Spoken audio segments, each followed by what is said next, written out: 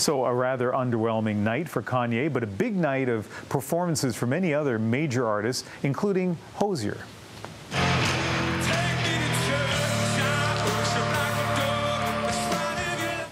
What a debut song. Take Me to Church propelled Hozier into the spotlight.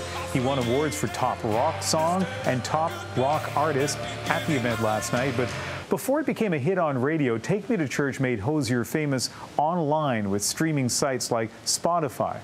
I spoke to Hozier when he was in Vancouver a few months ago, and he told me how those online services helped him get noticed by the music industry. I think as a discovery platform, for me, it was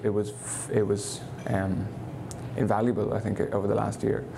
So just as I suppose with radio or with any other kind of channel, you have a set, you have a set playlist. Yeah, exactly, which is influenced by labels, and everyone has has kind of quotas and stuff like that. But I suppose with something like Spotify, people listen to what they want to listen to when they want to listen to it, and they can share it to their friends. And I think that was a big part of it. And it turned out that Take Me to Church, I think, was the most streamed song of 2014 or something like that, or one of them.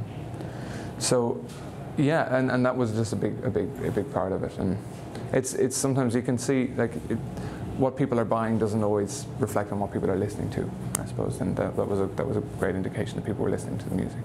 If there's a downside to the huge success you've had on Take Me to Church, it's, I think, maybe the expectations on you.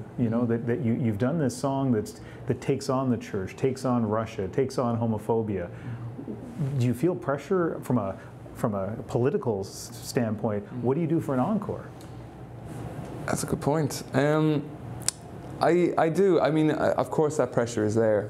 I think I don't make music, I think, to rattle ships and to make shock statements or anything like that. I think for me, an artist's every artist does, and all I would kind of hope to do is to make music that honestly reflects the way that I see the world, and that honestly reflects the world as I see it, let's say. And so I did that with Take Me to Church and other songs on the album. But I am a politically motivated person, and that will come through in the music. I'm not sure if every song will be Take Me to Church. But I suppose, I can only hope that people just enjoy the body of work that I have ahead of me.